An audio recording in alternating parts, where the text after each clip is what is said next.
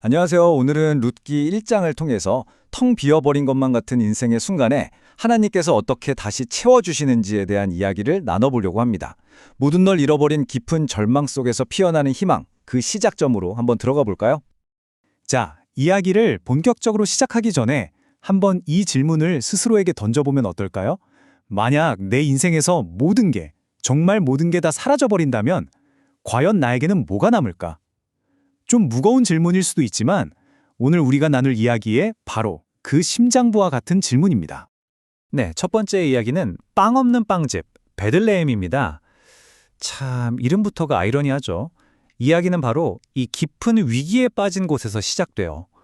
빵집이라는 정말 풍요로워 보이는 이름을 가졌는데 정작 그 안에는 빵이 하나도 없었던 거죠. 이름 자체가 정말 쓰디쓴 농담처럼 되어버린 그런 곳입니다.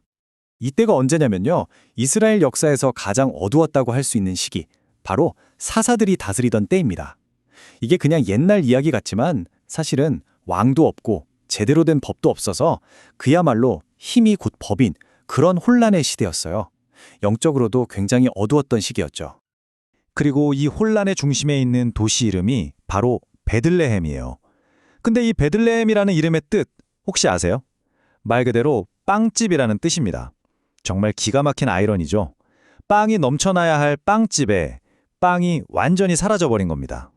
그러니까 이 위기는 단순히 먹을 게 없는 그런 물리적인 기근만이 아니었어요. 보시는 것처럼 사회 전체가 병들어 있었던 거죠. 온 땅에 우상숭배가 가득했고요. 도덕적으로도 완전히 무너져 내렸습니다. 결국 이 극심한 기근은 어쩌면 이런 영적인 기근의 결과물이었을지도 모릅니다. 자, 그럼 이 끔찍한 기근의 한복판에 서 있는 한 가족을 만나보죠. 바로 나오미의 가족입니다. 그런데 이 가족의 이름을 하나하나 뜯어보면요. 그들이 처한 현실과 어쩜 이렇게 정반대일 수 있는지 정말 놀라울 정도입니다. 한번 보세요. 남편 이름은 엘리멜렉, 나의 하나님은 왕이시다 라는 뜻이에요. 그리고 아내, 바로 주인공인 나오미의 이름은 기쁨, 희락이라는 뜻이죠. 이름만 들어도 정말 믿음이 좋은 가정 같잖아요? 그런데 문제가 두 아들입니다. 말론과 기련. 이름 뜻이 각각 병약하다, 쇠약하다예요. 이게 우연일까요? 마치 이 가정에 닥쳐올 비극을 암시하는 것만 같죠? 결국 이 가족은 기근을 피해서 베들레헴을 떠나기로 결심합니다. 어디로 가냐면 이방 땅인 모압으로 가요. 그런데 이 결정이 그들을 기다리고 있던 건 정말 끔찍한 비극의 시작이었습니다. 모압 땅에 간 지 얼마 안 돼서 남편 엘리멜렉이 죽고요. 그리고 10년이라는 세월이 흐르는 동안 두 아들마저 모두 잃게 됩니다. 상황이 정말 최악이죠. 낯선 이방 땅에서 나오미는 이제 혼자가 아닙니다. 남편을 잃은 두 며느리까지 과부 셋만 덩그러니 남게 된 거예요. 이게 지금 시대의 느낌이랑은 완전히 다릅니다. 당시 사회에서 남편도 아들도 없는 과부는 그냥 가난한 정도가 아니에요. 아무런 법적, 경제적 보호를 받을 수 없는 말 그대로 사회 최하층으로 떨어지는 걸 의미했습니다. 자, 그럼 이제 질문은 이겁니다. 그녀는 돌아갈 수 있을까? 모든 걸 잃고 정말 인생의 맨 밑바닥까지 떨어진 이 나오미에게 한 줄기 빛 같은 소식이 들려오거든요. 이게 바로 이야기의 흐름을 바꾸는 결정적인 전환점이 됩니다. 물론 어떤 사람들은 이렇게 말할 수도 있어요. 하나님의 땅을 떠나다니 믿음이 부족했네 하고 쉽게 비판할 수도 있겠죠. 하지만 한번 입장을 바꿔서 생각해 보자고요. 빵집이라는 곳에 빵이 하나도 없다면 굶어 죽지 않으려고 먹을 것을 찾아 떠나는 사람을 누가 감히 손가락질할 수 있을까요? 그건 믿음의 문제가 아니라 그야말로 생존을 위한 필사적인 몸부림이었던 겁니다. 바로 그때 그 절망의 한가운데서 나오미가 소식을 하나 듣습니다. 바로 여호와께서 자기 백성을 돌보셔서 베들레헴에 다시 양식을 주셨다는 소식이었어요. 드디어 빵집에 빵이 돌아왔다는 거죠. 이 소식 하나가 나오미의 발걸음을 다시 고향으로 돌리는 결정적인 계기가 됩니다. 자, 나오미는 이제 돌아가기로 마음을 먹었습니다. 그런데 혼자가 아니죠. 두 며느리가 있잖아요. 여기서 아주 중요한 선택의 순간이 찾아옵니다. 그리고 우리는 이 장면을 통해 하나님의 채우심과 예비하심이 얼마나 예상치 못한 모습으로 우리에게 다가오는지 발견하게 될 겁니다. 두 며느리에게 두 가지 선택지가 주어집니다. 한 명은 오르바, 다른 한 명은 룻. 참 신기하게도 이름 뜻이 이들의 행동을 그대로 보여줘요. 목덜미라는 뜻을 가진 오르바는 결국 시어머니에게 등을 보이고 자기 고향으로 돌아갑니다. 하지만 친구, 우정이라는 뜻을 가진 룻은 이름 그대로 나오미의 곁에 끝까지 남기로 하죠. 생각해보세요.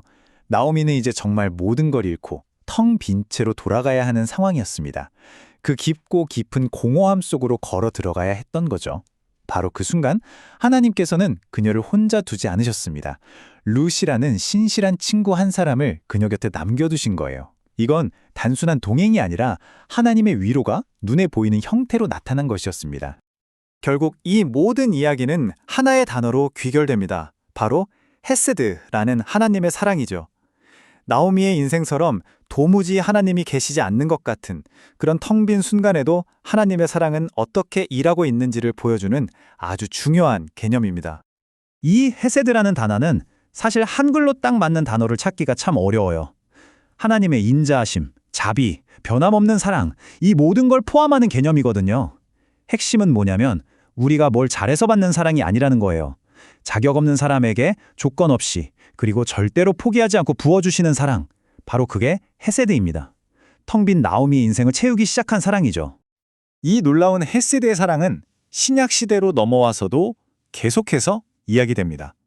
우리가 잘 아는 로마서 8장 28절 말씀이 바로 그거죠. 우리가 알거니와 하나님을 사랑하는 자, 곧 그의 뜻대로 부르심을 입은 자들에게는 모든 것이 합력하여 선을 이루느니라.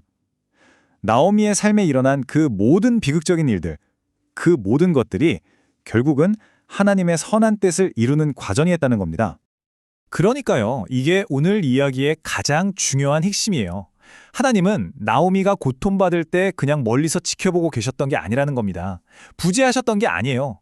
오히려 그 텅 빈 공간, 그 고통의 시간들을 통해서 나오미 자신조차 상상하지 못했던 놀라운 방식으로 그녀의 삶을 다시 채울 준비를 하고 계셨던 거죠. 그래서 이 오래된 이야기가 오늘을 살아가는 우리에게 이런 질문을 던집니다. 지금 당신의 삶에서 텅 비어 있다고 느끼는 그 공간은 어디인가요? 그리고 그곳을 하나님은 어떻게 채워가실 준비를 하고 계실까요? 나오미의 이야기처럼 인생의 가장 극심한 기근 속에서도 하나님의 채우심은 시작될 수 있다는 희망, 그 희망을 붙잡으시는 여러분 되시기를 바랍니다. 오늘 이야기는 여기까지입니다.